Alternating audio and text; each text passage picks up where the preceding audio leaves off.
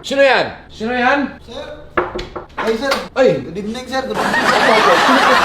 Ako po yung pinadala nyo na mag-aayos ng aircon sana. Ay, ko yung na-assign boss na mag-aayos ng aircon ko? Opo, opo. Kasi tuloy po kayo. Tuloy po ito. Pasensya na, medyo na-late ako. Matraffic kasi. Yun na nga sir eh.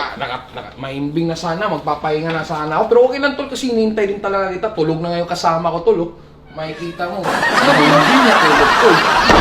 Sir, ano po bang problema ng aircon natin, sir? Ang problema dito tol, ang aircon ko, nagtakatakaw sa umpisa, lumalamig. After 5 minutes, naghihilo. Tapos yung buga, mainit na. Hindi Mainit yung buga? Oo, mainit na. Ay, malaking problema yan, sir. Malaki-laking gagastusin mo dyan, sir. Kaya nga ako tumawag ko, baka sakaling magawa natin ng paraan kung anong problema dyan tol. Basta ang problema niya, umiinit. Nung umiinit, pero nagtatako, mainit yung buga, pero naghihilo. Anong nag-iiya? Mismo yung filter niya, nagkukos ng hilo, tol. Anong yelo? Yelo na yelo. Ayos talaga po. Wala yelo. Ay, hindi naman. Hindi yung katulad ng kulay ng sombrero mo, pero nag-yelo. Ice talaga siya, tol. Ah, ice talaga. Ice. Yun ang pinagtataka ko, tol. Pag-aralan mo muna. Kung kaya mo, walang problema. Ay, may handa ka naman pala, tol. May dala ka pala nga.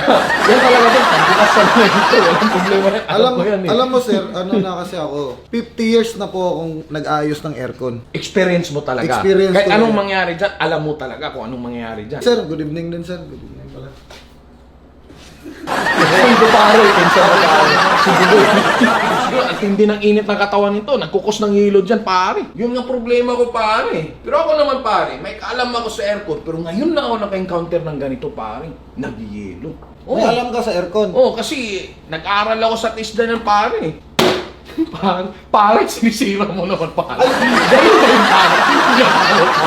Hindi ko sinisira yan, sir. Pasensya na. Pero sa kaalaman ko kasi, may kailangan lang kasi alugin ng konti yan kasi para magbayak yung yelo. Isa sa sikreto yan. Oo, isa sa sekreto Ano mo yan, pa? sir. Matanong ko lang, sir, ha? Asawa niyo ba to? Pinsan mo yan, pare. Pinsan mo pala. Kurt Cobain, pare, si Kurt Cobain. Idol nito, Kurt Cobain, pare. Akala ko asawa mo eh. Bagsarin pag ganyan ba, ano ba, niluluwagan mo muna. Luluwagan mo muna. Niluluwagan ko tapos inaalog ko lang. Pare, baka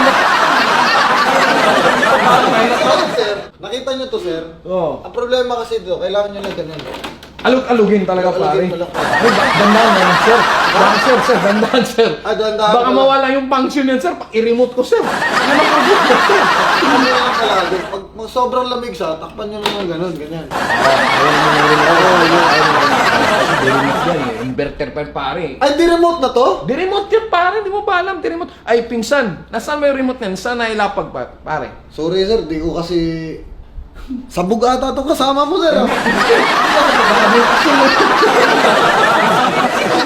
Hindi, normal yan, pare. Walang ginagawa yan. Duda ko kasi talaga, nagtatampo talaga yung aircon nyo. May ganun ba, pare? Nagtatampo, sir.